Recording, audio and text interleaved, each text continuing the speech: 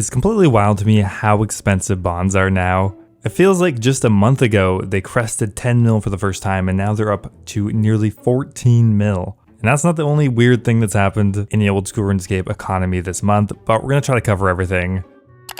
So let's have a look at bonds. Bonds are a really interesting item because they're the only item in RuneScape that is directly tied to a real life currency. Looking at the price recently, it has gone from 9 mil in March up to 14 mil. And this year alone, they have doubled, more than doubled actually, and kind of continue the exponential growth we've seen over the last couple of months and last year. Now, because the price of bonds are directly tied to real life dollars, the bonds is a pretty good determination of how inflated the old school RuneScape gold piece is.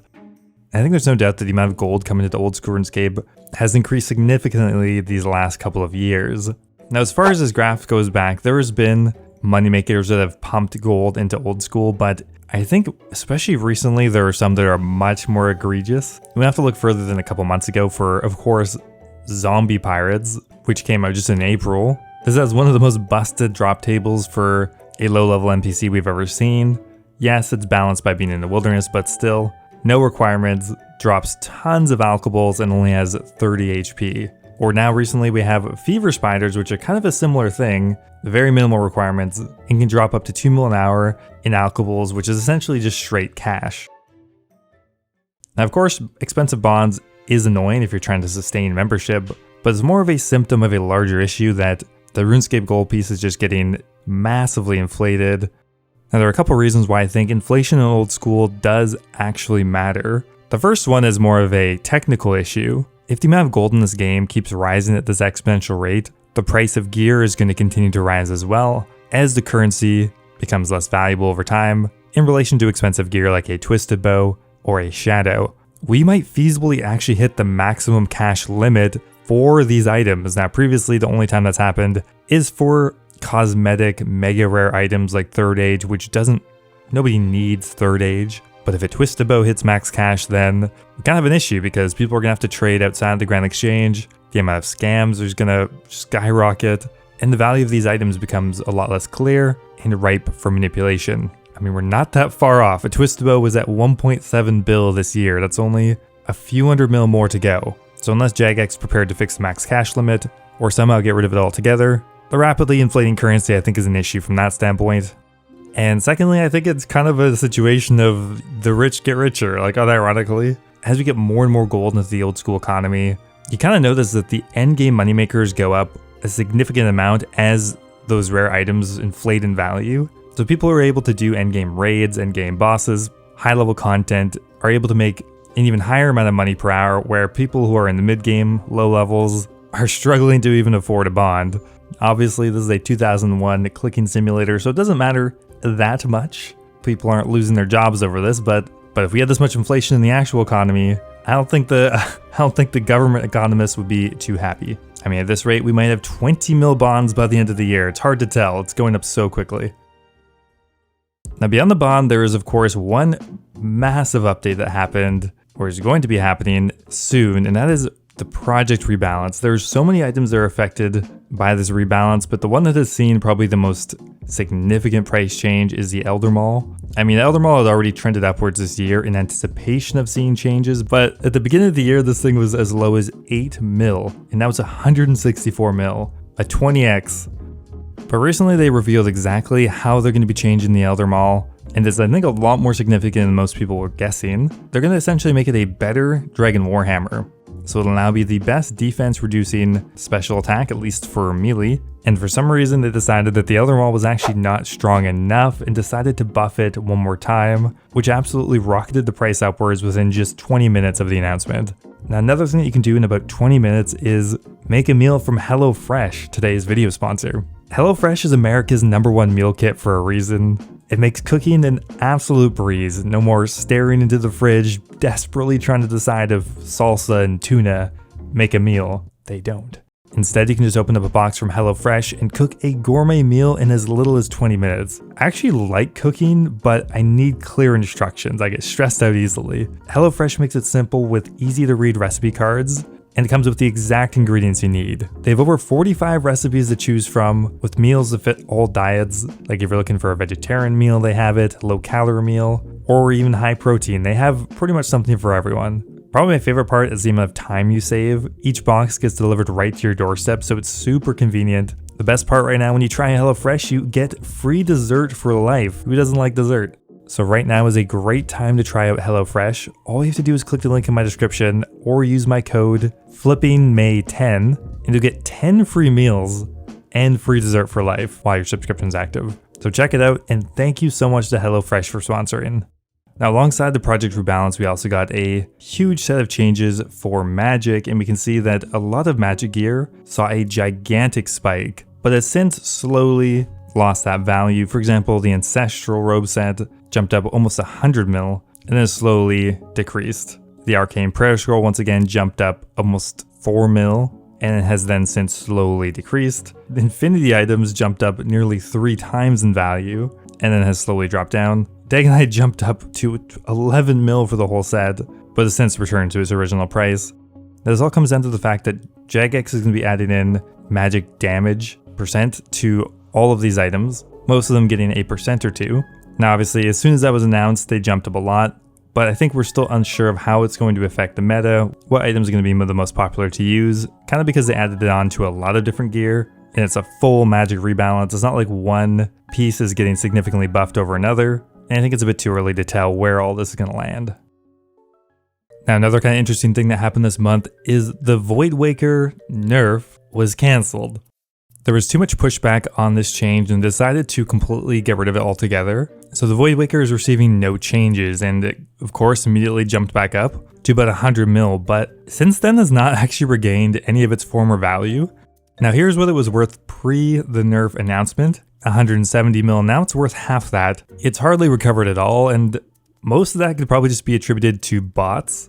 If you look at the volume, you can see the amount traded is significantly higher now. So the item may have been destined to fall already, but it's interesting that the reversal of the nerf hasn't changed the price that much. Sure, it's up a bit, but really not that significant.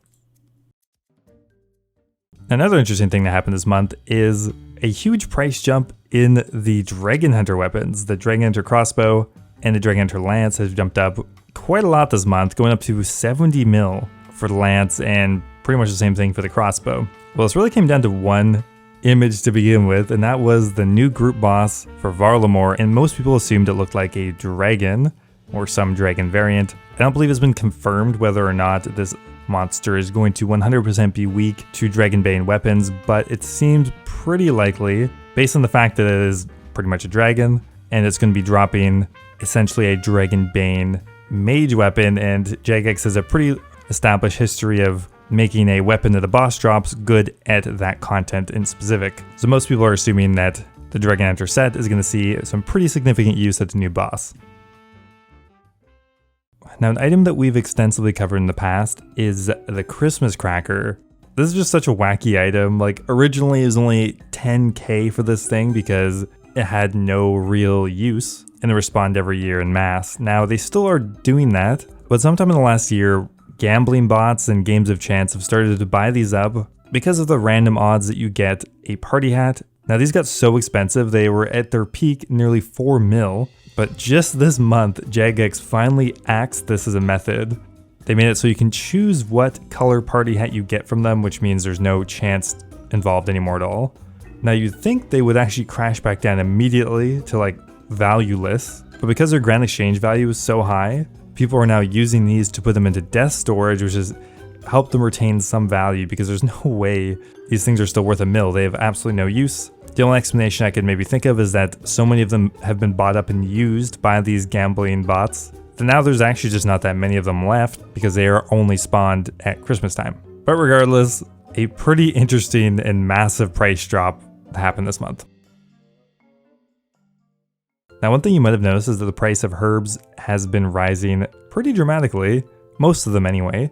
For example, Grimy Avantos going up about 30-40%. Grimy Cadentine has gone up from 3,500 to 5,000 just in the last few months. Quorums have gone up almost double. I think that's most likely due to the new Herblord training method we're going to be getting with Varlamore Part 2.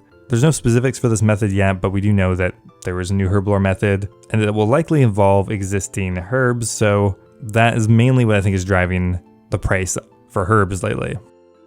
Now, another story that we can look at this month is really just how fast can the Osmundton's Fang crash. It's been on a constant, never-ending spiral downwards pretty much ever since its release, and right now it's nearly down to 16 mil, which is insanely cheap. It's just so common of an item, and the majority of the Tombs of Mascot people are mainly just going for the shadow, and they're just printing fangs over and over and over again. This item is likely going to be under 10 mil probably this year, it looks like it, unless something drastically changes. It's going to be such a good item to pick up at that price. I mean, I bought my fang for 280 mil and I'm still happy with the purchase, so 10 mil is a steal. Now it looks like for the most part, Sunfire Splinters have also started to crash. They held their value better than I expected with how many people were farming the Colosseum, but even with the massive amount you need for Dizana's Quiver, the price has started to drop. It dropped as low as 400 just this week, and for some reason bounced up to 600 and now is continuing to crash again. It's kind of all over the place, but generally is going to be trending downwards. Now looking at the other Colosseum items, most of them have just crashed really hard as well. Echo crystals are down to about 5 mil. You'll notice though there's a big blip at the beginning of May. That's when people realized that for some reason Echo boots were, I'm not sure if they were bugged, but there was a big oversight. You could wear them for some reason at level 1 defense, even though Guardian boots required 75, I think. Made no sense, and that was eventually patched out of the game, but for a short while they were actually useful. The Sunfire Fanatic armor set's been crashing very quickly as well. I mean, it's just prayer gear. Prayer focus gear on its own is never going to really hold that high of a value. This month alone it dropped from 35 mil down to 20 mil and will likely continue to crash. The only item from the Colosseum that has actually retained some decent value is the Tonal Sticks of Ralos. They've actually bounced back a bit this month, hitting a low of 65 mil, but now up to 90 mil. I'm not entirely sure why they bounced back so much. My guess is just speculation that Jagex will buff them in the future, because they really aren't used hardly anywhere right now. And it really doesn't make that much sense because they're buffing the Elder Maul. Why is this brand new spec reducing item going to be left in the dust? I think that's the assumption that surely Jagex will make these decent. But also it looks like the amount traded is dropping off a fair bit as well. So maybe just the volume of Colosseum runs have kind of dropped off as well. So the supply might have just been lowered due to that. And that's going to be it for this month's market analysis. We have the project rebalance coming in 2 weeks, so absolute mayhem is about to hit the RuneScape economy. So we'll probably be covering that early June. Thanks for watching, guys, and I'll see you next time.